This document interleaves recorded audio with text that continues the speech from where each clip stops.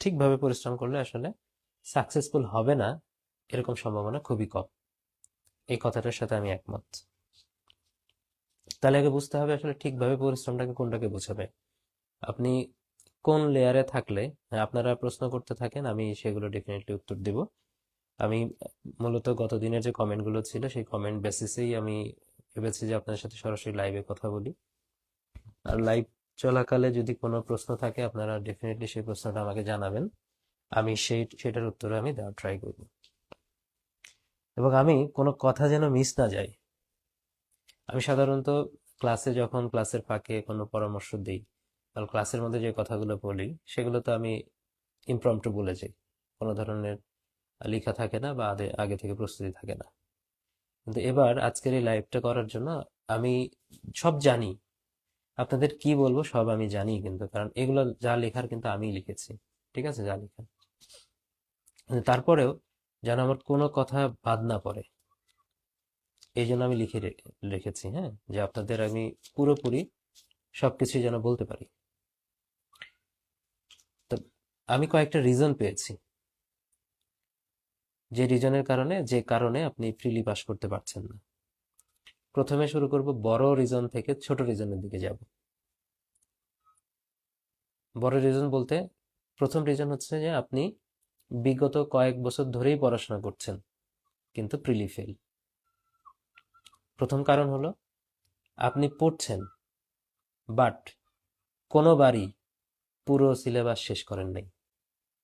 অনেক বছর থেকে পড়ছেন কিন্তু কোনোবারই, হয়তোবা বড় কারণ বলছি কিন্তু এটা, পুরো সিলেবাস শেষ করেন নাই। যেরকম ভাবে আমরা মেইন কোর্সে পুরো সিলেবাসটা শেষ করে থাকি, বিসিএস প্রিলি মেইন কোর্সে, ওরকম ভাবে আপনার করা হয় না, A to Z আপনার কখনো যাওয়া হয় নাই। বড় কারণ এটা, কারণ আমাদের কোর্সের সাথে রিলেট করে দিলে আপনারা বুঝে যাবেন এই জিনিসগুলো। 2 নম্বর কারণ হইতে পারে হয়তোবা পুরো সিলেবাস একবার করে পড়ছেন, গো থ্রু করছেন বা শেষ করছেন। তো এই পুরো সিলেবাসের সাথে বিগত প্রশ্ন অ্যানালাইসিস করে গুরুত্বপূর্ণ যে টপিক আছে এই টপিকগুলো বাছাই করে ওগুলো গুরুত্ব দিয়ে শেষ করেন নাই। এটা সেকেন্ড কারণ হতে পারে। আমি ধীরে ধীরে ন্যারো ডাউন করছি যে কারণগুলো, ঠিক আছে। যে প্রথমে ছিল ভাস্ট জায়গা, তারপরে ধীরে ধীরে ছোট করছি। হ্যাঁ, এবার পুরোটা পড়েছেন আপনি, কিন্তু বিগত প্রশ্ন অ্যানালাইসিস করে আপনি বিগত প্রশ্নটাকে গুরুত্বই দেন না, কারণ আপনি তো পরীক্ষা দিবেন যখন, আজকে 50তম দিলে এটা বিগত হয়ে যাবে, তাহলে সামনে 50তম বা গত 47-48তমতে কিভাবে প্রশ্ন হয়েছে আপনি প্যাটার্ন ফলো করেন নাই। বিগত বিসিএস এর যে প্রশ্ন যেগুলো হয়েছে এগুলোতে কি ধরনের প্রশ্ন হয় এটার অ্যানালাইসিস আপনার নাই। অ্যানালাইসিস করে পুরো সিলেবাস থেকে আপনি গুরুত্বপূর্ণ টপিকগুলো বাছাই করেন নাই, গুরুত্বপূর্ণ তথ্যগুলো বাছাই করেন নাই, সেগুলো ফোকাস দিয়ে আপনি পড়েন নাই। যেভাবে আপনারা দেখতে পাচ্ছেন যে এখন কিন্তু লাইভ ক্লাসগুলো যেগুলো হচ্ছে প্রিমিয়াম ফোরেস কোর্সে, আর আমি প্রিমিয়াম ফোরেস কোর্সে যেভাবে পড়াচ্ছি প্রত্যেকটা জিনিস বিগত সালের প্রশ্নের আলোকে গুরুত্বপূর্ণ টপিক যেগুলো আছে এইভাবে আপনি নিজে অ্যানালাইসিস করে পড়েন নাই। এটা সেকেন্ড কারণ হতে পারে।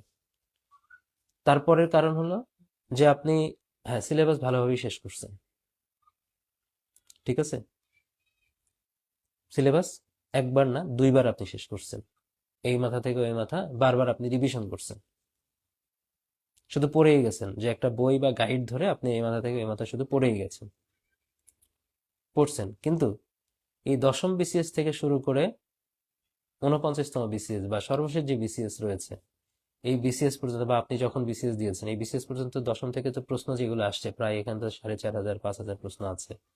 এই প্রশ্নগুলো আপনি কখনো পুরোটা শেষ করেন নাই, বিসিএস এর বিগত সালের প্রশ্ন। এবং বিগত সালের প্রশ্ন প্রত্যেকটা প্রশ্নকে একটা একটা করে টপিক ধরে ধরে পড়তে হবে, টপিক ধরে পড়তে হবে। বিগত সালের প্রশ্ন পড়া মানে এরকম না যে আপনি শুধু প্রশ্ন উত্তর পড়ে গেলেন, এটাকে বিগত সালের প্রশ্ন পড়া বলে না। বিগত সালের প্রশ্ন পড়া সেটাকেই বলে যে আপনি প্রত্যেকটা প্রশ্নকে একটা টপিক ভাববেন, ভেবে ওর ইন ডেপথে গিয়ে প্রস্তুতি নেবেন। এইভাবে আপনি কয়জন করেছেন, যেটা কিনা আমি আরএসআই প্রোগ্রামে বিগত বছরে যে প্রশ্ন যেভাবে সলভ করিয়েছি, এটাতে প্রচুর ফ্রি ক্লাস আছে, দেখবেন এই টেকনিকে বিগত সালের প্রশ্ন কয়জন সলভ করেছেন। যদি আপনার আগে সব পড়া থাকতো, বিগত সালের প্রশ্ন ভালোভাবে সলভ করা থাকতো, আপনার প্রিলি আটকানোর কথা ছিল না। ওকে, তাহলে 3টা আমি কারণ বললাম। চতুর্থ কারণে আসি।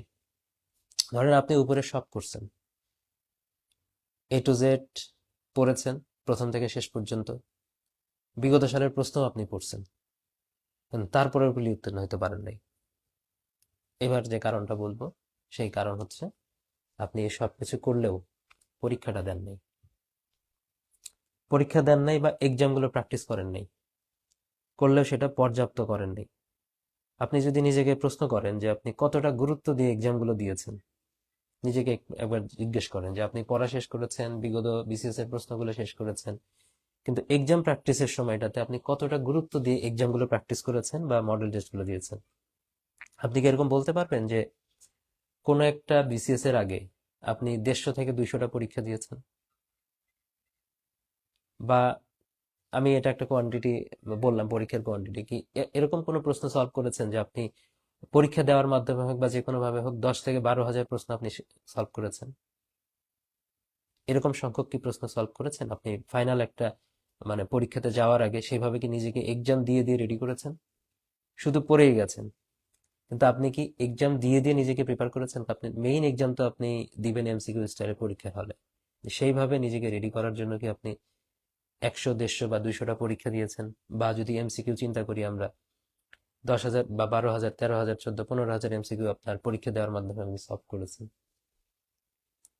এটা আগে নিজেকে জিজ্ঞেস করেন। ঠিক আছে? আমাদের দেখেন 10,000 এমসিকিউ এক্সাম ব্যাচ কিন্তু আছে, সাথে মডেল টেস্ট ব্যাচ গুলো কিন্তু আছে। 2,000 এমসিকিউ কিন্তু ওখানে আরো অ্যাড করা যায়। তাহলে আপনি চাইলেই কিন্তু যে কোনো, যে মানুষের যে কোনো প্ল্যাটফর্মে আপনি পরীক্ষা দেন, এরকম আপনি 100, 150 পরীক্ষাটাকে শেষ করেন। তারপরে বা যতগুলো 100, 150 পরীক্ষা যদি প্রত্যেকটাতে 10টা এমসিকিউ থাকে, তাহলে আর হবে না, 1500 এমসিকিউ দেওয়া হবে না। মানে আমি একটা অ্যাভারেজ বলছি, কারণ আমাদের প্রায় এক্সাম ব্যাচে 130টা এক্সাম আছে, আর ওটাতেই প্রায় 10,000 এমসিকিউ আছে, ব্যাখ্যা সহ আছে। আপনি এগুলো করেন, পড়েন, আপনি নিজেকে জিজ্ঞেস করেন বারবার, আপনি হয়তো পড়েছেন, পরীক্ষায় কতটুকু দিয়েছেন। আপনার পড়া যতটুকু হবে ঠিক ততটুকু পরীক্ষাও দিতে হবে। পড়া যদি আপনার হয় 50%, আপনার পরীক্ষাও দিতে হবে 50%। এই দুইটার মেলবন্ধনে আপনি প্রিলি টিকবেন।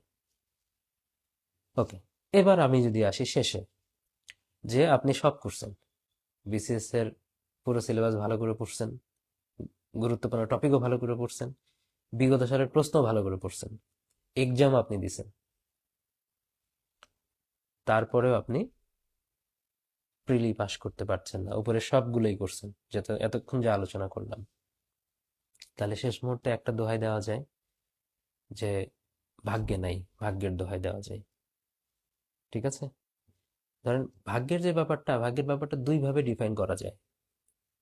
একটা ডিফাইন করা যায়, যদি আপনার বিসিএস রিলেটেড চাকরি আল্লাহ ভাগ্যে না রাখে, তাহলে একটা বলতে পারেন যে আপনাকে হয়তো বা সে আল্লাহ চাইলে তো সেটা আপনাকে প্রিলি রিটেন পাস করায় ভাইভাতেও না করাইতে পারে।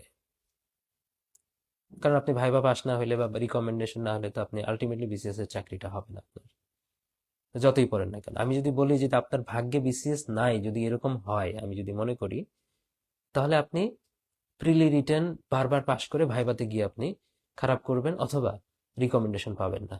সেটা 4-5 বার হয়তো আপনি ভাইবা দিয়েছেন, তখন গিয়ে আপনি বুঝবেন যে আপনার বিসিএসটা ভাগ্যে নাই, এরকম।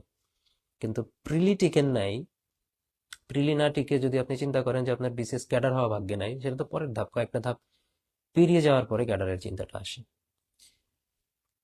হ্যাঁ, এমন হইতে পারে যে ভাগ্যে একবার না বা দুইবার না, এমন না যে আপনি চেষ্টা করলে শুধু প্রিলি মানেই তো পাশ করা মানে ক্যাডার না। মানে প্রিলি পাশ করা মানেই এখানে রিজিক নির্ধারিত না। রিজিক নির্ধারিত হবে যখন রিকমেন্ডেশন হবে, তারপরে যখন আপনি জবে যাবেন তখন। তার আগ পর্যন্ত তো প্রিলিমিনারি স্টেজ। তাহলে এই যে আমি বললাম, তাহলে কি ভাগ্যের? হ্যাঁ, ভাগ্যের আপনি ডেফিনেটলি কথা বলতে পারেন যে এত পরিশ্রম করছি তারপরে ভাগ্যে নেই। কিন্তু আপনি আমার সাথে অন টু অন বসেন, লেট মি ফাইন্ড আউট, আমি দেখিয়ে দিব, যদি আপনার 4টা স্টেজই যদি আপনার কমপ্লিট করা থাকে, কোনো একটা স্টেজে আপনার কমতি আছে, কোনো একটা জায়গায় আপনার গ্যাপ আছে, সেটা আপনি নিজে নিজে ধরতে পারছেন না।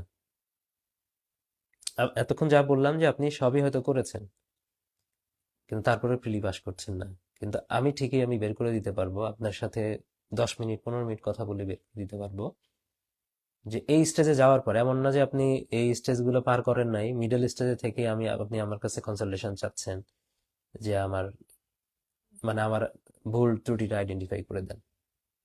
সেটা না, আপনি এই কয়টা স্টেজ যদি শেষ করে তারপরে আমার কাছে জিজ্ঞেস করেন বা আমার সাথে কনসালটেশনে আসেন, তখন আমি ঠিকই এই 4টা স্টেজের মধ্যে কোনো না কোনো একটা স্টেজে আপনার ভুল আছে, কোনো না কোনো একটা স্টেজে আপনার ঘাটতি আছে, যার কারণে আপনি প্রিলি দিচ্ছেন না। আবার অনেকে আছে কি এরকম কেস কিন্তু বেশ কিছু আমি ফেস করছি বা মেসেজ দিচ্ছেন যারা আছেন যে একটা বিসিএস এর রিটেনও আপনারা দিয়েছেন, কিন্তু 45-এর, নাম বলছি না, 45-এর তিনি রিটেন দিয়েছেন, কিন্তু তারপরে আর একটা প্রিলিও টিকেন নাই।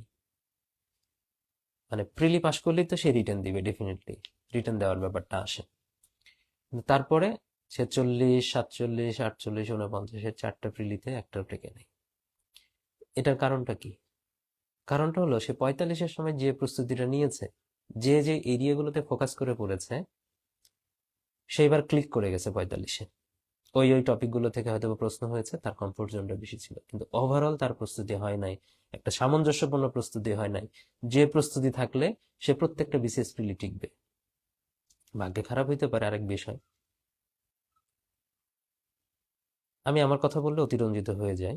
আপনারা যতটুকু জেনেছেন বা জানেন, ধরেন 39 যখন আমি প্রথম শুরু করলাম, 39 বিসিএস এ তো স্পেশাল ছিল, ওখানে লিমিটেড কিছু সাবজেক্ট ছিল, কিন্তু 40তম বিসিএস এ কি পুরো সাবজেক্ট তো প্রথমবারের মতো পড়তে হচ্ছে।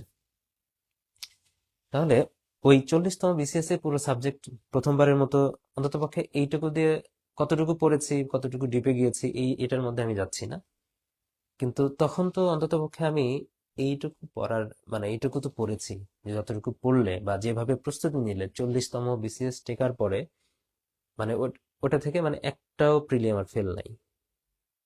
এরকম অনেক আছে, শুধু আমি না, এরকম অনেক ক্যান্ডিডেট আছে যার প্রিলি কোনোদিন ফেল করে নাই। খুঁজলে প্রচুর পাবে। তার মানে কি যে আপনার প্রিলির প্রস্তুতি এমন থাকতে হবে, বেসিক বা ফান্ডামেন্টাল প্রস্তুতি এমন থাকতে হবে যে প্রত্যেকটা বিসিএস আমরা দেখছি প্রশ্ন চেঞ্জ, প্যাটার্ন চেঞ্জ হচ্ছে। হতে পারে নতুন প্রশ্ন ডেফিনেটলি আসবে, কোনো বিসিএস এমন না যে 80% প্রশ্ন কমন থাকবে।